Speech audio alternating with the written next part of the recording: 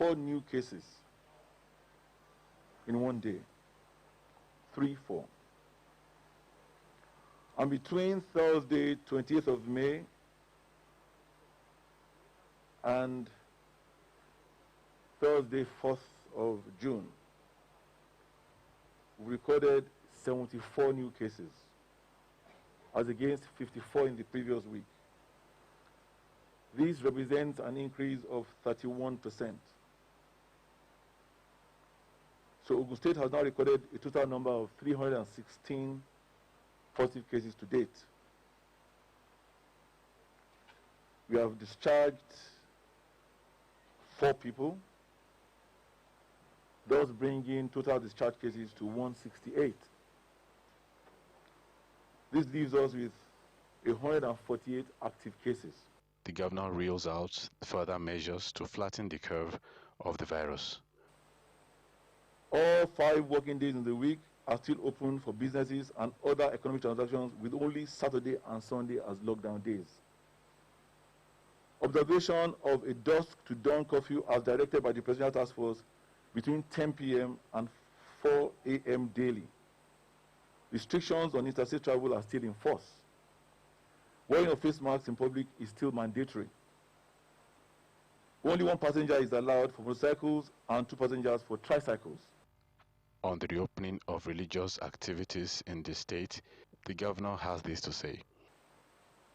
Government, on our part, appreciate the cooperation of these religious leaders over time in the fight against this common enemy, particularly their submissions on how to relax restrictions on religious activities, which are practical, similar, and mutually reinforcing. We've set up a subcommittee of our COVID-19 task force that includes our religious leaders.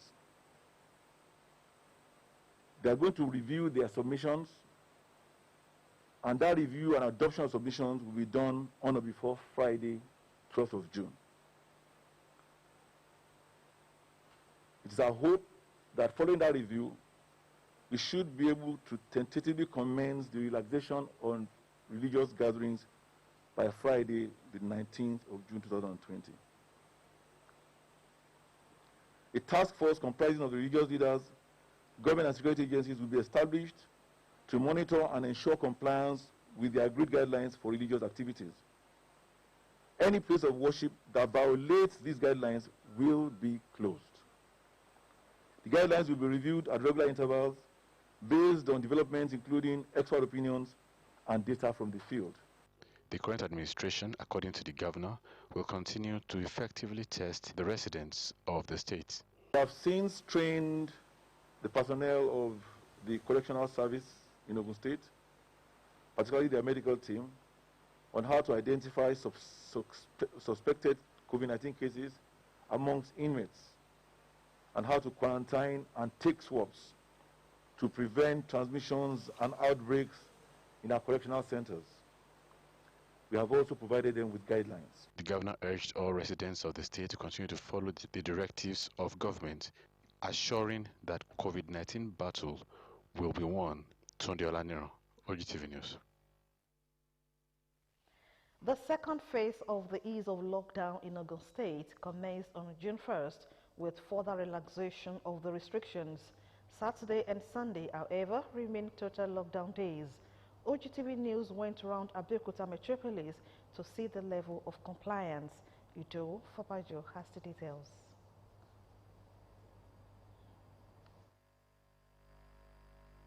Ogun State Governor Prince Dakpo Abiodun recently announced the second phase of ease of lockdown imposed on the state due to the outbreak of coronavirus pandemic in the country. The 5 working days in the week, Monday to Friday, are opened for businesses and other economic transactions, with only Saturday and Sunday as lockdown days. Taking a look at the level of compliance by the residents of the state, Ogtv News went round Abeokuta, the state capital.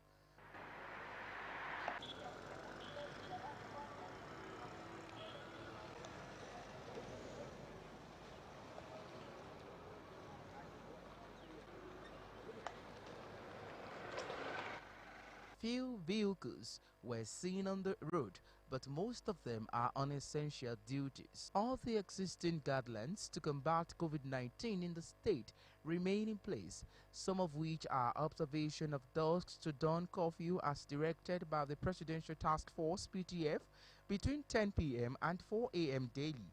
Restrictions on interstate travel are still in force. Wearing of face masks in the public place is still mandatory. Only one passenger is still allowed for motorcycles and 2 passengers only for tricycles. Taxi cabs and buses still have 60% limitation on their carrying capacity, and the measure to arrest and impound any driver that contravene these in the state is in force. Ido Fabadu, Ogtv News. 10 Okada passengers from the north carrying bags of dry pepper on motorcycles through illegal roads have been arrested at Oshiele Junction, Abeokuta, the Ogun State capital. The Okada riders dropped them afar off from where the security agencies were stationed, but the eagle eye of Joint Security Task Force, comprising the Nigeria Police, Traffic Compliance and Enforcement Agency, TRACE, and Nigeria Security and Civil Defense Corps, NSCDC, through the strategic security net put in place, caught up with them before they were apprehended and sent back to Bakatari, the boundary between Ogun and Oyo states, in a hired 18-seater bus. Nigeria has recorded 328 new cases of COVID-19, bringing the total number of infections in the country to 11,844. According to the Nigerian Center for Disease Control, NCDC, 121 of the new cases were recorded in Lagos, 70 in the FCT, and 25 in Bauchi. Other affected states were Rivers with 18 cases, Oyo with 16, 15 in Kaduna, 14 in Gombe, 13 in Edo and Ogun, 8 in Jigawa, 6 in Enugu, 5 in Kano, and 2 each in Ondo and Osun states. 3,696 patients have recovered from the virus and discharged so far from various isolation centers, while 333 persons have died. Lagos State government has accredited 3 private hospitals to manage COVID-19 cases in the state. The Commissioner for Health, Professor Akin Abayomi, disclosed this at a news briefing to give situation reports on COVID-19 management in the state. Abayomi stressed that one of the accredited private hospitals is already admitting patients, adding that the other 2 will soon start admission and management of patients. According to the Commissioner, the hospitals have passed biosecurity compliance tests and have made modifications to their hospitals so that their staff and other patients are not put in danger or exposed to a higher risk of contracting COVID-19. The Commissioner stressed that every COVID-19 patient in the state must be known to the government for adequate data capturing. And from Akwa Ibom State, the state government has set up a committee to monitor the reopening of churches in the state amid the COVID-19 pandemic. This comes as the state government lifted the ban on religious gatherings, thus making churches to resume services on June 7. The secretary to the state government, Dr. Emmanuel Ekuwem, made this known in a statement issued on Saturday. According to him, a total of 4 monitoring committees have been set up to monitor the 3 senatorial districts of the state and Uyo, the capital city. Members of the committee comprises the representatives of the Christian Association of Nigeria, the local government councils, and the Nigerian police. They are saddled with the responsibility of ensuring that churches comply with Nigeria Center for Disease Control, NCDC guidelines on the prevention and control of the pandemic. The World Health Organization, WHO, has changed its advice on face masks, saying they should be worn in public to help stop the spread of coronavirus. The global body said new information showed they provide a barrier for potentially infectious droplets. The WHO had previously argued there was no enough evidence to say that healthy people should wear masks, advising only then that medical face masks should be worn by people who are sick and those caring for them. The Nigeria Police Ogun State Command has restated its readiness to prosecute environment offenders to aid the state government's efforts at leveling the curve of COVID-19 pandemic, as well as promote public hygiene. Commissioner of Police in the state, Kenneth Abramson, stated this when he received in audience the management of the Ogun State Waste Management Authority in his office at the command headquarters, Iliwero, Abeokuta. He said the Nigeria Police, as first responder in the fight against the spread of COVID-19, discovered that poor hygiene and other environmental infractions are major contributors to the spread of the pandemic. I'm not unaware of the dangers, particularly the street sweepers are exposed. Some reckless, very careless drivers apply without minding other road users. We are aware of that. And again, we'll make sure that whatever security needs you require in the performance of your duty, we are going to support you totally, because we know the job we are doing is a very, very important job. CP Abramson therefore counseled those living in the state to imbibe public hygiene protocols by proper disposal of their waste through laid down guidelines to avoid running foul of the state's environmental laws. Earlier, Special Advisor to the Governor on Environment, Mr. Ola Oresanya, thanked the command for its readiness to enforce the state's environmental laws.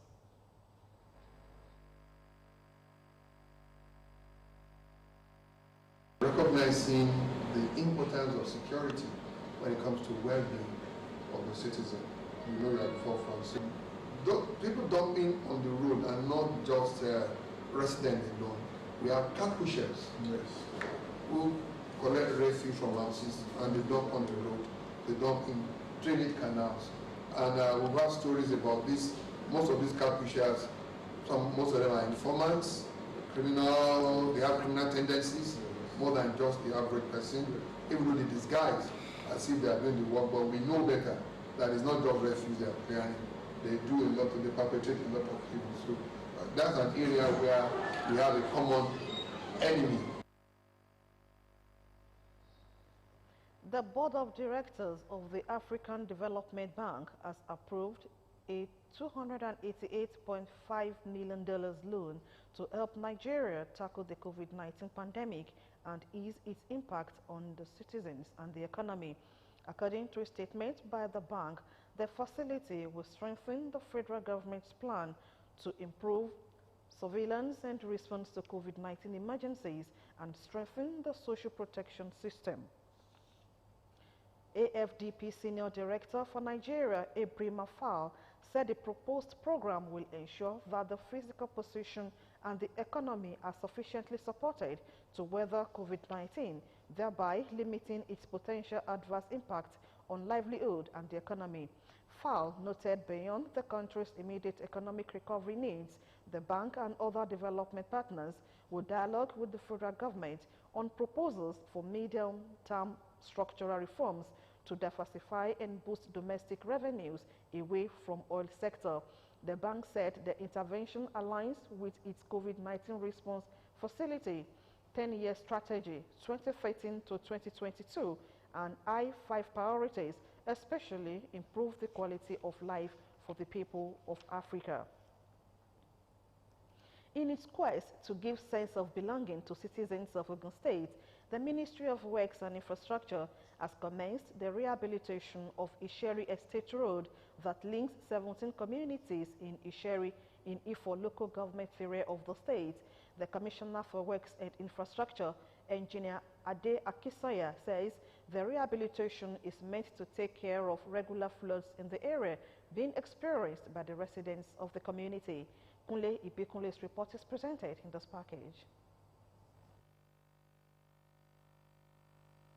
As part of its efforts to stop the yearly flooding challenges encountered by Isheri Estate in Ifo local government area, the Ministry of Works and Infrastructure has commenced the rehabilitation of roads and drainages in Isheri Estate that hosts 17 communities. Ogtv road, fortunately or unfortunately, one side is on Lagos State side, the side we are is on the Ogun State side. So as part of rehabilitating the road and addressing flooding also, the Governor, His Excellency Prince Dapo Abiodun FR, approved the rehabilitation of this road and the drainage issue. As you can see, a new drain is being constructed. In his remarks, the State Commissioner for Works and Infrastructure, Engineer Ade Akinsanya, says illegal structures built would be demolished to pave way for the construction. Appreciating the State Governor, Prince Dapo Abiodun, the community leaders are sure of their support, just as site engineer promises to complete the job in a record time. Last year, our experience as the total flooding that our residents had to move out. More than 200,000 families move out from the community to go and find a place to live. So it was a relief when we heard His Excellency giving the instruction that this road should be looked into. What they have gone to do is more of a drainage and road. We must make sure that we monitor people not throwing their waste into the drains, because that's what fill a drain. No other things affect the drain. So the best thing for them is to make sure that they maintain their drains. To make sure that they don't put refuse inside the drains. They don't allow their drains to silt up, and make sure that whatever they have, they clean their drains from time to time. Between a month and 1.5 months, we should be able to get out of this place. Also, asphalt laying has commenced on the ongoing construction of Kobakpe Shiun-Shagamu Road interchange. This is an advanced team going with the surface, the asphalt laying, but a team is coming behind with the natural drain. The rehabilitation of Olabisi Onojole Road in Ikene, the road that leads to the Legacy Center built in memory of late Otumba Mrs. Ayodele Shoyode, mother to Vice President Professor Yemi Osinbajo's wife, has been completed by Ogun State Public Works Agency. As much as urbanization develops the social well-being of every individual, its impact has greatly reduced the agricultural proceeds through decrease in manpower and deforestation of rural areas. Agricultural experts, while speaking with Ogtv News, called on government to address the issue by making land reservations for rural dwellers to cultivate on the arable farmlands at their disposal. Ife Shuluade has details in this report presented from Astadia.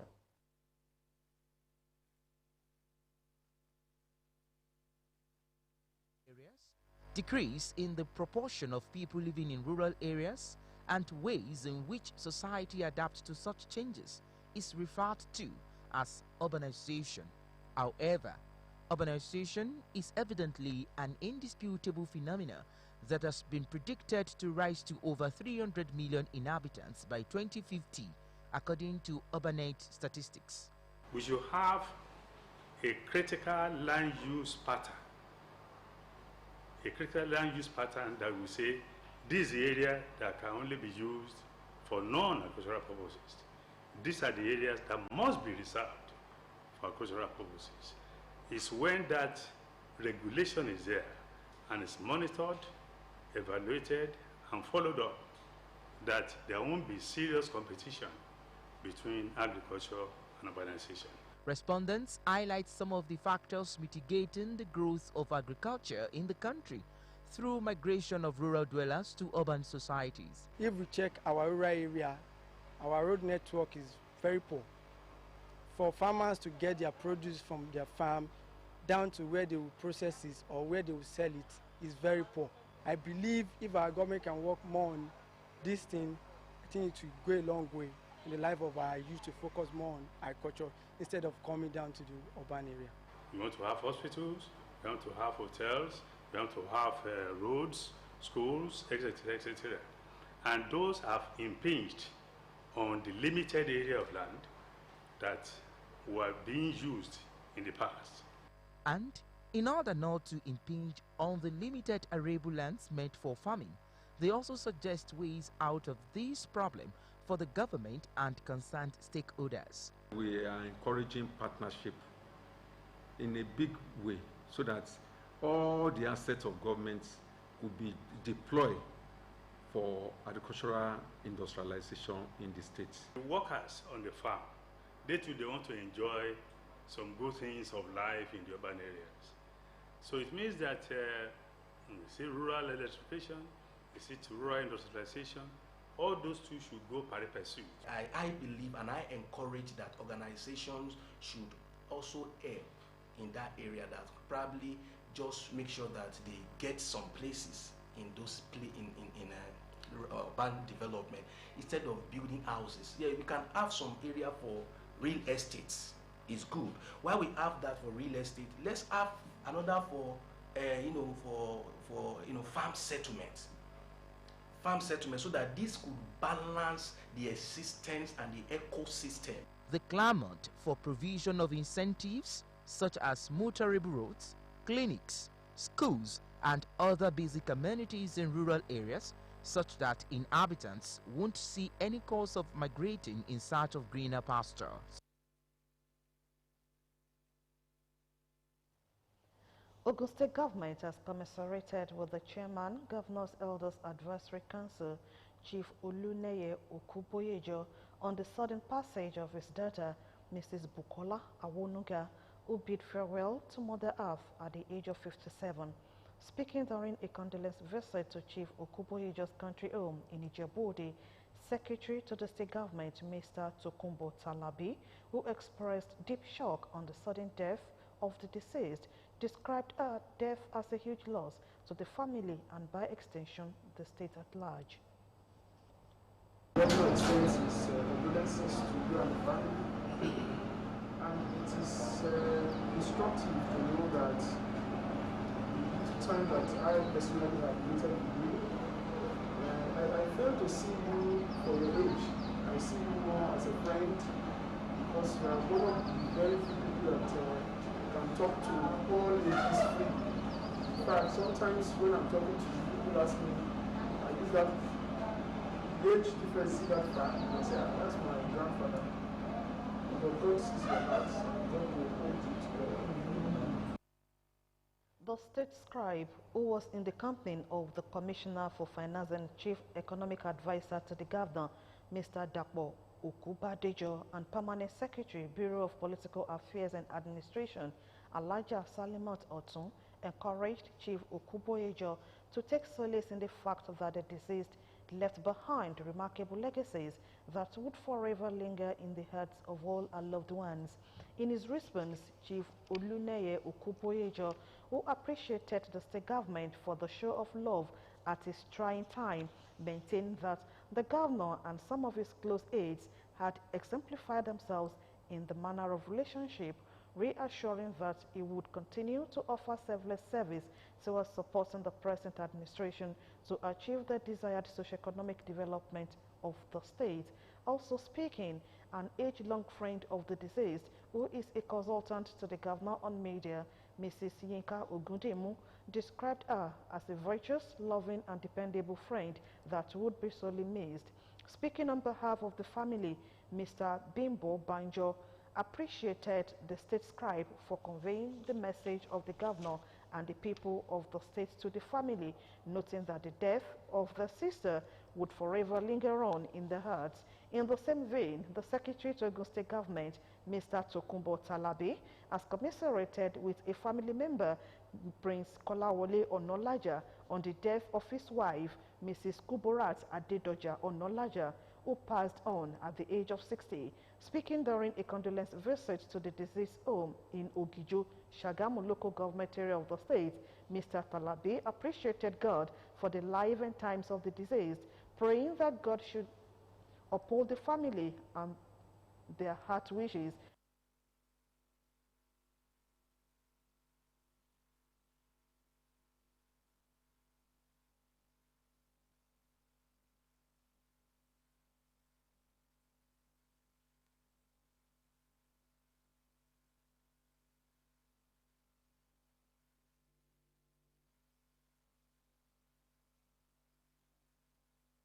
Weather forecast for Sunday.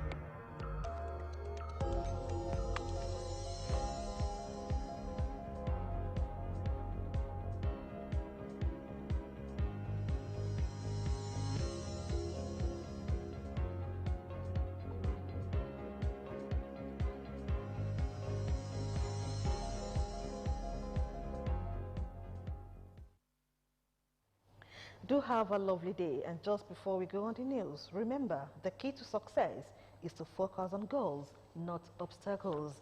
And you can now watch us live on these platforms: Apple, Roku, Windows, BlackBerry, Facebook, and Android devices. You can also watch live on Ogtv website www.ogtv.com.ng. Thanks so much for watching. Bye for now.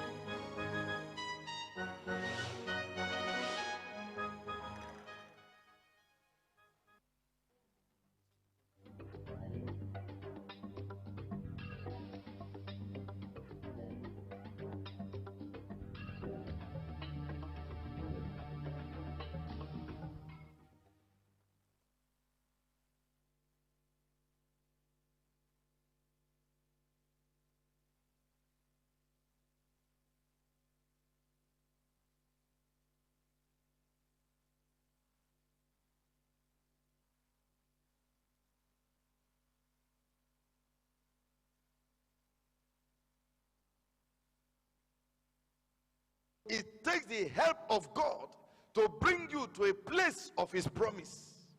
It takes the help of God to bring you to your promised land, to bring you to your dreamland. It's another refreshing hour this first Sunday in June with Apostle Lawrence Achudume, lead pastor of Victory Life Bible Church, as he preaches and teaches the Word of God on the program Special Victory Hour, Sunday 7th June 2020 at 10 a.m. I prophesy into your life today as your amen with thunder, you will not be disgraced. You will not be put to shame. You will not be disappointed. You will not be defeated. God will give you safety. God will give you promotion. The Lord will prosper the work of your hand. He will prosper your business. The Lord will give you peace. The flood won't sweep me. The Lord is my anchor.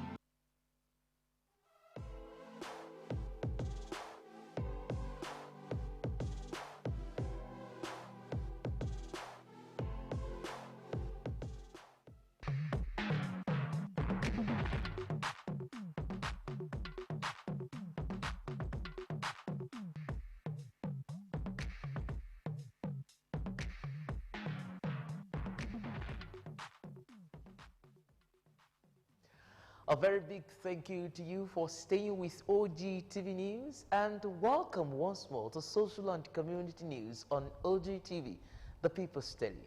This week, our journey is between two different local government areas in Ogun State, Ogun Waterside and Obafemi-Owode. We will tell you of the practice of the old trade by barter in Makwomi Market in Ogun Waterside and of Oloburo community in Obafemi-Owode, where fishing and cooking of fish is forbidden by culture. Also on our menu is Personality of the Week. So sit back and enjoy the package. I am Idowu Fobaju. We will be right back.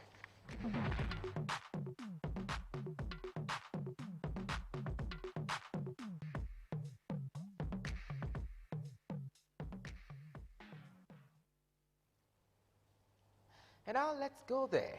It may have started way back 600 BC, trade by barter, as the system of trading continues to resonate somewhere in Ogun State. The place is Makwomi in Ogun Waterside local government area, a transaction that directly exchanges goods or services for other goods and services. Trade by barter is still seamlessly practiced in Makwomi market. Yusuf Ganiyu brings us the history behind this in this package.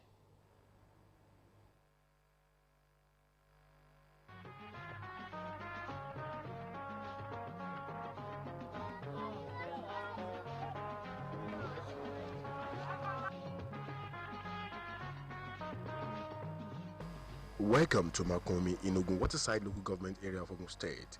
This coastal community, inhabited by the Ijebu people, shares border with Ondo and Lagos State in southwest Nigeria. Still in practice here is the Asian trade by barter concept of trading.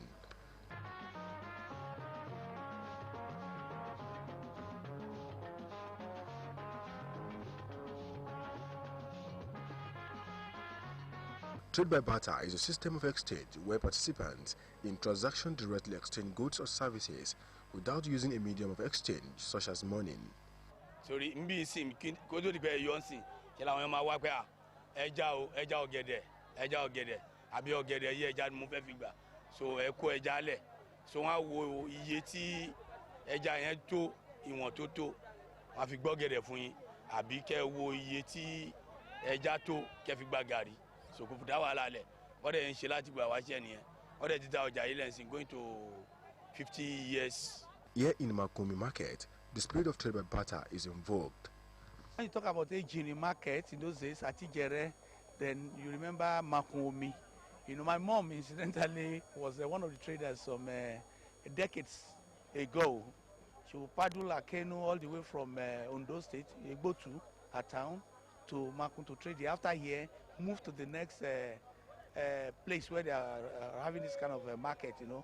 So it's unique, and you must have also seen the uniqueness of this. You know, you can imagine this modern day in our market we still have trade by barter. You know, when we were in school we read about it and we all thought that one has gone, but it's still in vogue here, and they do it effortlessly, seamlessly, without reducing. So it is very, very interesting and unique. People from Ondo, Abuja, Kano, Delta, Lagos, Oyo, among other states, every 2-day interval find their way to Makwomi market to trade their wares.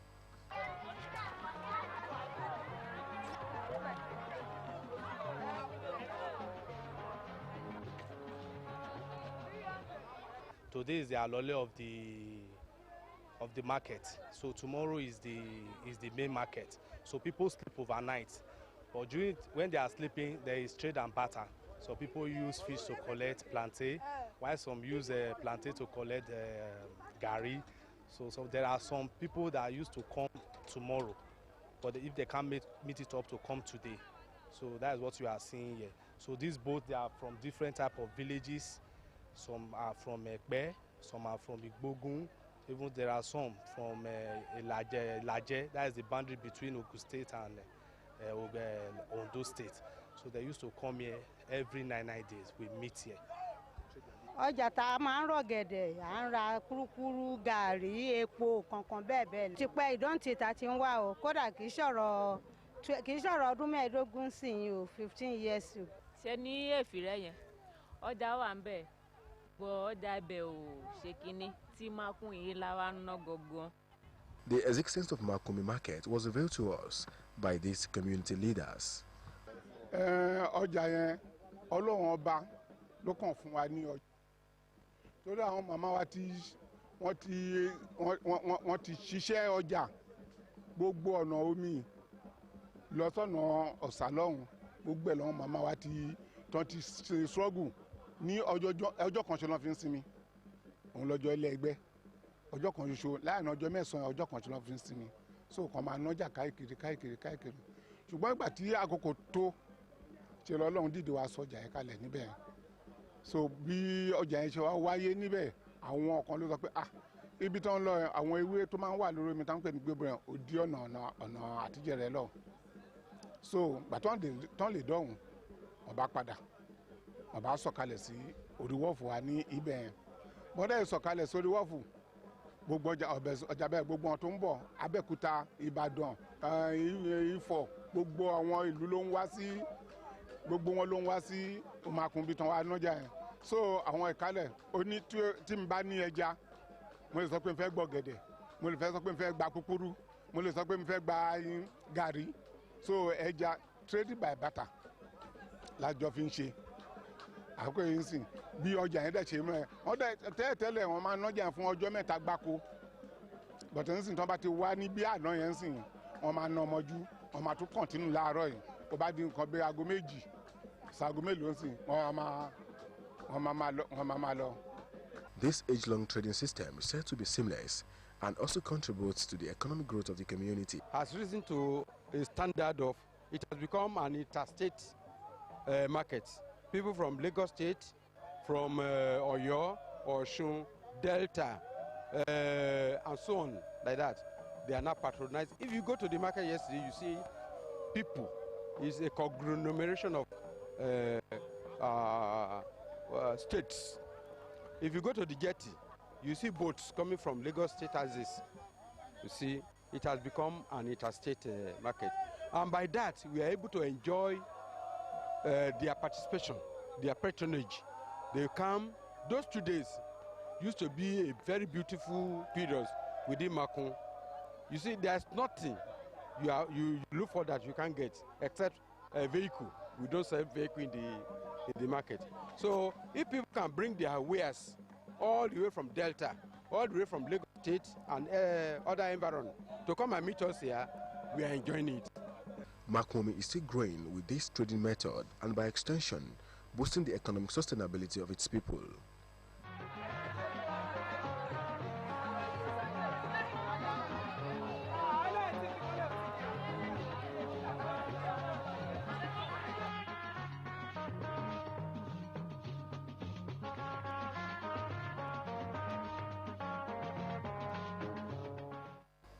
If you have the opportunity to trade your wares by barter, then visit Makomi Market in Ogun Waterside local government area of Ogun State. Yusuf Ganiyu, Ogtv Social and Community News. And from Makomi, we cross over to Oloburu community in Obafemi Wode local government area, also in Ogun State. Here, there is the history of fishing and the cooking of fish being a forbidden thing. You may be wondering, why is this so? Again, let's join Yusuf Ganiyu on a trip to the place.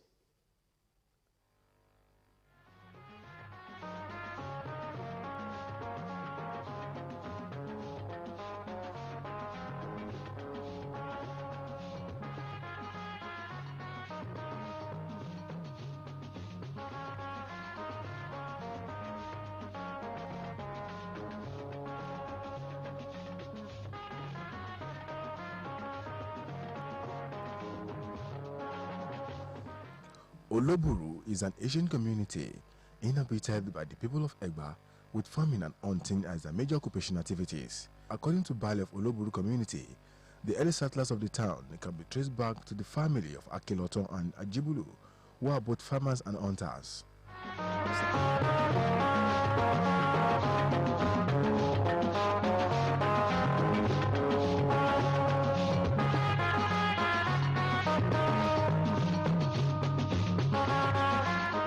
What brought about the name Oloburu? Ngbà tí Akílọtán tó kúrò ní Ìbòtò tó wá sí Oloburu gẹ́gẹ́ bí ọdẹ. Lóòótọ́ ibi tá ń pín Ìbòtò yẹn boundary Ìjẹ̀bú àti Ẹ̀gbá ni. Ogun Ìjẹ̀bú ló lé wọn kúrò ńbẹ̀. Akílọtán kúrò ńbẹ̀. Òun ló mọ bó ṣe rìnrìn ẹ̀ kó tó dé ibi tá gbé wá yìí. Nígbà tó débí ó wá tẹ̀dó síbí, ẹyẹ kan wà lórí àwọn àkó yẹn, ẹyẹ ló máa ń ké tó bá ní lóbùrò irú àsọdá lóhùn pé ṣìpòrì, olóbùrò ṣìpòrì, orúkọ ẹyẹ yẹn náà sọ ìlú tí mò ń gbé. This community river known as Oloburu some years back used to be a gold mine, though it is a taboo to fish from the river. Odò oko yẹn là máa ń pọn tá máa ń mu inú pàkó báyìí pàkó máa wọ̀ sí ìràwé máa wọ̀ sí ni ṣùgbọ́n látọdún tó ti wà torí odò oko yẹn òun ni mo sọ pé àwọn bàbá ńlá wa kí lọ tán òun náà lànà dé tó fi rómi mú ńgbà tí wọ́n ń ṣọdẹ kí ńgbà tí torí gbogbo bíbà yìí kò sómi ojú omi yẹn odò ni ẹ máa rẹ́jà báyìí bí ìpẹ́kẹ́ fi apẹ̀rẹ̀ gbé ni ṣùgbọ́n àgbọ́dọ̀ pa látọdún táwa ti dáyé tọ́wọ́n bàbá wa ti fi odò yẹn wọ̀n wá wọn pẹ́jẹ́ òrí o wọ́n dẹ̀ máa tún sọ pé tó bá pẹja odò yìí fọ́mọ ẹ̀ ló ń pajẹ tó bá tún wá àsìkò tó ní ìjìnà. Oloburu, a Nigerian community, has continued to accommodate all and sundry, living peacefully and cordially. Àjọṣepọ̀ àwa àti àwọn àlejò àtàwọn tá a jólìlú a dúpẹ́ lọ́dọ̀ Ọlọ́run wípé Ọlọ́run fìfẹ́ sí àárín wa kò sí èdè àìyedè a kóra gẹ́gẹ́ bí ọmọ ọ̀yà àwa dẹ̀ ń jẹ́ kó yé ẹni tó bá ti kọ́lé sílùú pé kì í ṣe àlejò ńlú ìmọ̀ àtijọ́ di ọmọ ìlú kan náà a dẹ̀ ń fìfẹ́ bára wa lò. Òun ni baálẹ̀ lónìí ìyẹn Sulaimon Jina ibẹ̀ lòun náà ti gbọ́wọ́ ó dẹ̀ ń tẹ̀síwájú tá a lè gbà wípé ìdàgbàsókè ìlú yìí ó jẹ́ Sulaimon lójú ó jẹ́ lógún ó dẹ̀ jẹ́ gbogbo Olóbùrú lápapọ̀ àtòní. But will the ancient Oloburu River ever return to its pride of place?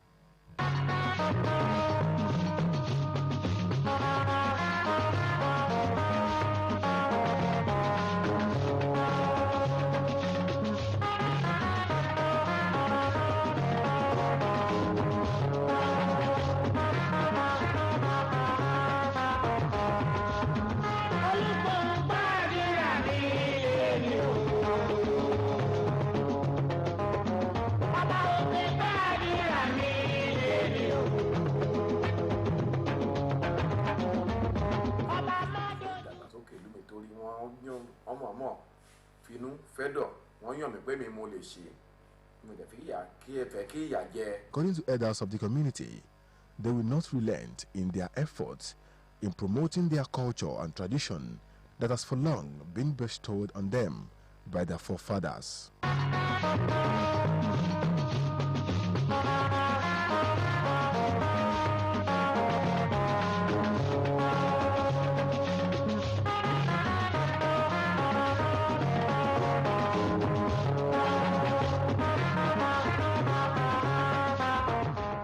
Yusuf Ganiyu, Ogtv Social and Community News.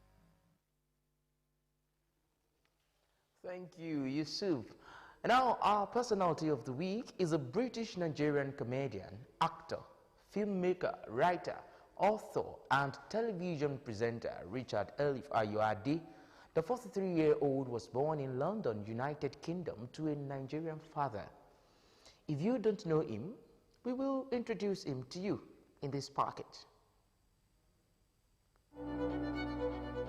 A complete entertainer whose works revolve around filmmaking, acting, comedy, writing and TV presentation, Richard Ayoade, born in Hammersmith, UK, to a Norwegian mother and Nigerian father on May 23, 1977. At 15, Ayoade developed an interest in film beyond Star Wars and Back to the Future and began exploring the works of the directors. He studied at St. Joseph's College, Ipswich. He later attended St. Catherine's College, Cambridge, 1995 to 1998. In 2001, he won the Imperial Comedy Award for co-writing and performing in Garth Marenghi's Nether Ed, the sequel to Fright Night. In February 2006, Ayoade began playing the technically brilliant but socially awkward IT technician Marius Moss in the sitcom The IT Crowd, appearing alongside Chris Dodd, Catherine Parkinson, Grace Morris, and later on Matt Berry. The series creator, Graham Lenham, wrote the part specifically for Ayoade to play. In 2008, he won the award for an outstanding actor in a television comedy series at the Monte Carlo Television Festival for his performance. The IT Crowd ran for 4 seasons until 2010, with a special hearing in 2013 for which Ayoade won a BAFTA for Best Male Comedy Performance, his biggest award to date. And the BAFTA goes to Richard Ayoade.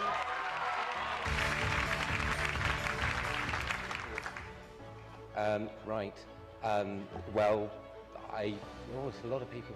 I did not think I would ever have to say I'd like to thank the Academy outside of my fan letters to Fame Academy.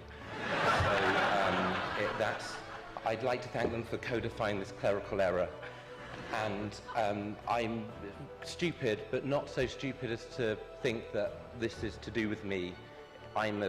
Just was a kind of membrane through which Graham Linehan was able to push his amazing brilliance through with minimal resistance of my own lack of ability to express emotion in my face. Ayode married an actress, Lydia Fox, in 2007. They have 3 children and live in East Dulwich in London Borough of Southwick, England.